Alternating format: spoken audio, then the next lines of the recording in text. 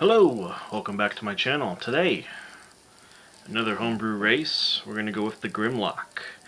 It's another addition to my line of Darkland Aslanti descendants featured in the Darklands. Emergent races, secretive, perhaps. But as I discussed in my previous video, detailing the Dark Folk, I mentioned there, as I will mention now, Pathfinder didn't go with the Grimlock. They instead chose to go with the Morlock as a degenerative descendant of an Aslanti sort of a group. So the Grimlock was left out. I like the Grimlock because there's just spoonfuls of flavor there. Really unique, really interesting race. I came across them back in the Underdark book for Forgotten Realms. But they listed, a PC race there with racial traits and such. And here's a pretty unique picture of them right there.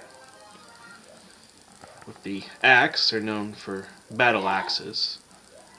They have no eye sockets. They have no eyes. Just a flap of skin is pulled over the top. And gray, scarred, scaled slightly. They can blend in with their background. Of course, they're effectively blind, but they have the Blindsight ability, using such senses as acute hearing and smell. So, they also have scent. So, should go with that powerful scent ability. Natural armor due to their scarification, whether it be through unended hunts, through subterranean passages, or through some sort of decorative design. Known for not wearing much of any clothing.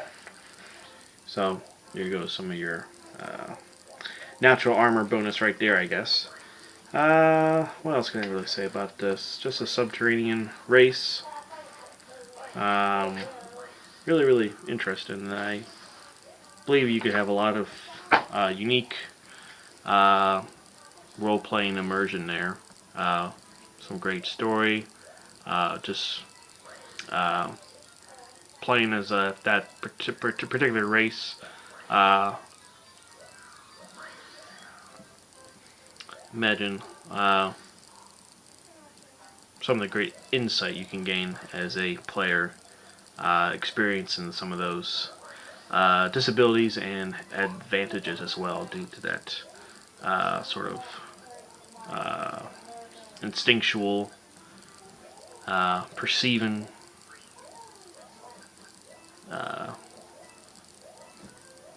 type there. So yeah, let's just get right back. Let's get right into it. Advanced Race Guide is what I kind of use for. Well, I fully use it for everything I do. With trying to create a playable race without the racial hit dice and such as experience with maybe even within Pathfinder, but also from days of D&D. The type went with Monstrous Humanoid.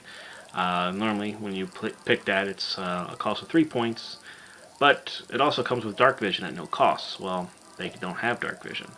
They can't utilize that, so I have to take that away. So, -2. I already did that 3-point cost there, since they cannot utilize that. Size, they're medium. That's what's been described of them. I've been using Forgotten Realms Underdark book to try and match much of the appeal as far as the traits and such go. Base speed, normal speed, so 30 feet. Ability score modifiers, there were quite a bit of increases in the Underdark one, just because it was a more powerful race. I wanted to kind of play upon its strength, but also its weaknesses as well. Maybe when you bringing it with other races and such. So I went with greater weakness, so +2 strength, -2 to wisdom, and -4 to charisma. So that's -3 cost there. Languages standard. They have a racial language. Defense racial traits, natural armor and improved natural armor, so that would give you a +2 bonus there. Feed and skill racial traits, camouflage, since they have a grayish, slightly scaled skin, they can easily camouflage into the background there, improving upon some of their ability to stealth. But with the camouflage ability, you just pick one terrain, but as listed with their bestiary stats is that, you know, they're good within the mountains and underground. Why just restrict this just to an underground theme, especially if there may be different tribes and such in mountainous areas above the surface. So I just added one more point on there so that it would include mountain and underground, where they could utilize their camouflage skills, a +4 racial bonus on stealth checks. So while underground or among the mountains. Skill bonus, imagine since they lack one ability, yet they harness their other senses, and then over a period of time, most of the negatives, the drawbacks of that would go away. So imagine they're able to perceive a lot better. It is suggested in their bestiary stats that perception is a very good skill for them. So, of course, they would get a +2 racial bonus on perception checks. I also added the static bonus feat, Blindsight, so that if any time they are denied their distinct senses that they rely upon with not vision but sight, or not smell or hearing, anytime any of that is negated, anytime their senses are overpowered to where they can't utilize them very well, the Blindsight instinctively is applied. That's 2 racial points. Offense racial traits, I went with weapon familiarity. They're known for the battle axe. As far as proficiency, so there's the battle axe, and I tried to include a few different types with that, so you're not just restricted just to the battle axe. I would say battle axe, great axe, hand axe, pickaxe. They're not known for throwing. They're not known for utilizing range capabilities, so I did not choose the throwing axe. When fighting these creatures, range is your optimal thing of choice anyway. Senses racial traits, Blindsight. That is not in the race builder section. I had to homebrew that. So for 40 feet, they do have Blindsight in the Underdark book for 40 feet, so I went with that. A cost of 4 racial points. Wait a minute. Do they have Blindsight? No, they have Blind Sense. That's right. Okay, so they don't have Blindsight listed in there, so I had to stat that up myself using what information was in the bestiary section for Blindsight.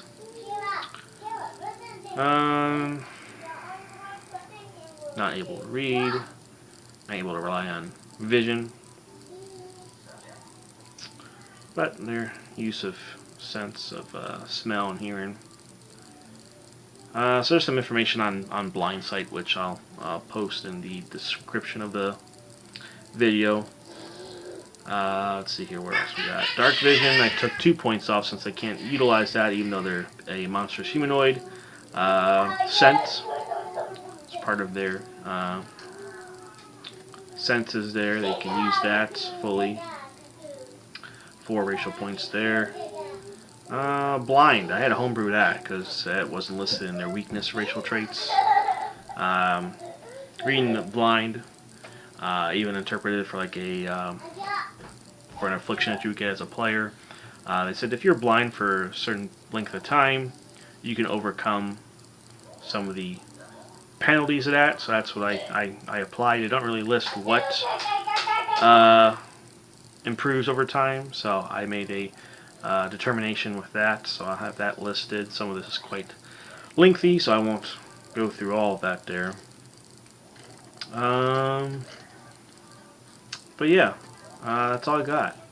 I'll link all this on there and have everything laid out so you can read that. Maybe you could check to see if I threw everything in there for Blindsight and Blind as far as the mechanics. If it was worded properly. Had a few people ask for the Grimlock.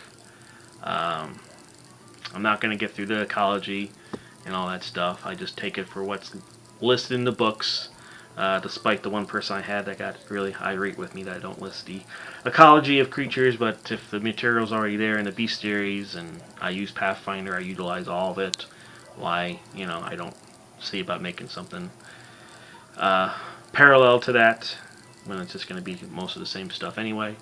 So, yeah, everyone wants the stats. Everyone asks for the stats, so that's what I'm going to do.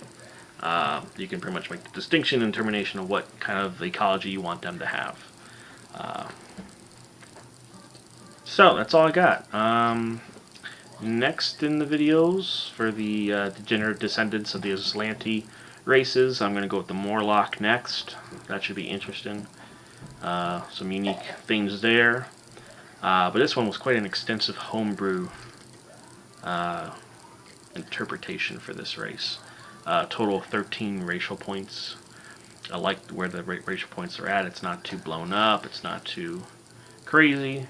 So yeah, let me know what you think about this. Anything you agree or disagree with. But don't tell me about the damn ecology. Other than that, see you next time.